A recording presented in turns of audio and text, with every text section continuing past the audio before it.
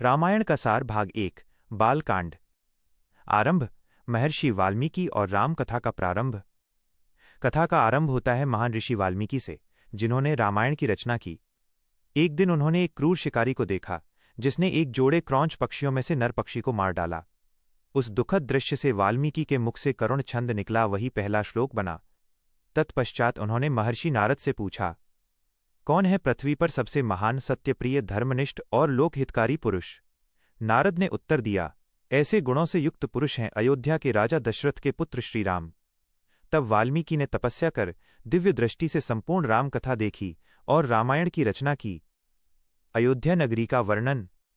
अयोध्या नगरी कौशल देश की राजधानी थी। सरयू नदी के किनारे बसी ये नगरी स्वर्ग के समान सुंदर थी। वहां के राजा दशरथ चक्रवर्ती सम्राट थे, जिनके 3 रानियां थीं, कौसल्या, सुमित्रा और कैकेयी। राजा वृद्धावस्था में पहुंच गए, परंतु संतान नहीं थी, जिससे वे चिंतित रहते थे। पुत्रेष्टि यज्ञ और राम का जन्म। राजा दशरथ ने ऋषि शृंग मुनि की सहायता से पुत्रेष्टि यज्ञ किया। यज्ञ पूरा होने पर अग्निदेव ने स्वर्ण पात्र में भरा हुआ पायस दिया और कहा, इसे अपनी रानियों को खिलाइए, इनसे दिव्य पुत्रों की उत्पत्ति होगी। राजा ने वह पायस तीनों रानियों में बांटा। कुछ समय बाद भगवान विष्णु स्वयं राम के रूप में कौसल्या के गर्भ से प्रकट हुए। सुमित्रा के गर्भ से लक्ष्मण और शत्रुघ्न और कैकेयी के गर्भ से भरत का जन्म हुआ। अयोध्या नगरी में हर्ष की लहर दौड़ गई, पूरा नगर उत्सव में डूब गया। राम और भाइयों का बाल्यकाल। चारों राजकुमार बड़े लाड़ प्यार से पले। राम अत्यंत विनम्र, सत्यप्रिय और मर्यादाशील थे। लक्ष्मण सदा उनके साथ रहते। भरत अपने छोटे भाई शत्रुघ्न से स्नेह रखते। जब वे कुछ बड़े हुए तो राजा दशरथ ने उन्हें महर्षि वशिष्ठ के पास शिक्षा के लिए भेजा। वहां उन्होंने वेद, धनुर्वेद, राजनीति, शास्त्र और नीति का गहन अध्ययन किया। राम सभी में अग्रणी थे, सुंदरता, बल, विनम्रता और बुद्धि में अद्वितीय। विश्वामित्र का आगमन। एक दिन महर्षि विश्वामित्र राजा दशरथ के दरबार में आए। उन्होंने कहा, हे राजन, मेरे यज्ञ को राक्षस मार रहे हैं। कृपया अपने पुत्र राम को मेरे साथ भेजें, ताकि वे उन्हें मारकर यज्ञ की रक्षा करें। राजा दशरथ पहले तो चिंतित हुए, पर गुरु वशिष्ठ ने कहा, राम में दिव्य शक्ति है, उन्हें जाने दो। राम और लक्ष्मण विश्वामित्र के साथ वन को चले गए। वहां राम ने अनेक राक्षसों का वध किया, ताड़का, मरीच, सुबाहु आदि। जनकपुरी की ओर यात्रा। यज्ञ की पूर्णाहुति के बाद विश्वामित्र दोनों भाइयों को मिथिला नगरी ले गए, जहां राजा जनक ने अपनी पुत्री सीता का स्वयंवर रचा था। शर्त थी कि जो वीर शिवजी के धनुष को उठाकर चढ़ा देगा, वही सीता का वरण करेगा। अनगिनत राजकुमार आए, पर कोई उस धनुष को हिला तक न सका। राम का सीता स्वयंवर। जब राम को धनुष देखने का अवसर मिला, उन्होंने सहज भाव से धनुष को उठाया और जैसे ही उसे ताना, धनुष टूट गया। पूरा सभा भवन गूंज उठा, देवता पुष्प वर्षा करने लगे। राजा जनक ने कहा, आज मैंने सत्य देखा कि ये वही पुरुष हैं जो सीता के योग्य हैं। सीता ने राम के गले में वरमाला डाल दी। अयोध्या में आनंद का संदेश भेजा गया। राम सीता के साथ लक्ष्मण उर्मिला, भरत मांडवी और शत्रुघ्न श्रुतकीर्ति के विवाह भी हुए।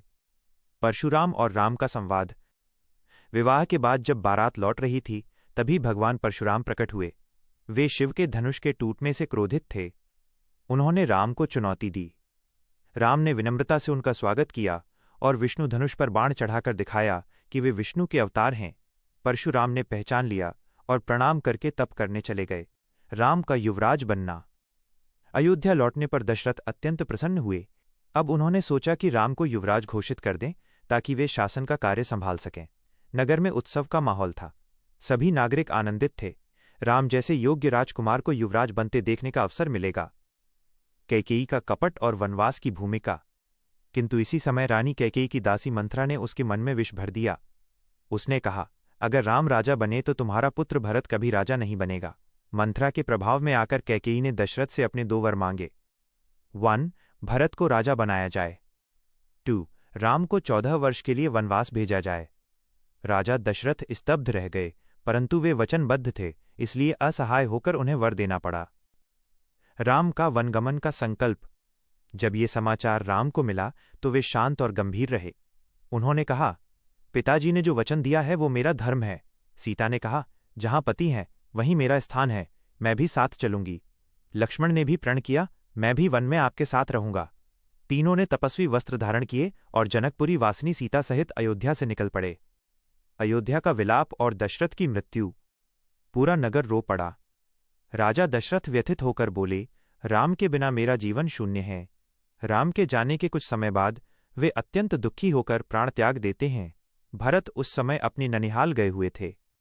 जब वे लौटे और पिता की मृत्यु तथा राम के वनवास का समाचार सुना तो वे क्रोध और शोक से भर उठे। उन्होंने कैकेयी को दोषी ठहराया और कहा, मैं इस राज्य को स्वीकार नहीं करूंगा। भरत का राम के प्रति समर्पण।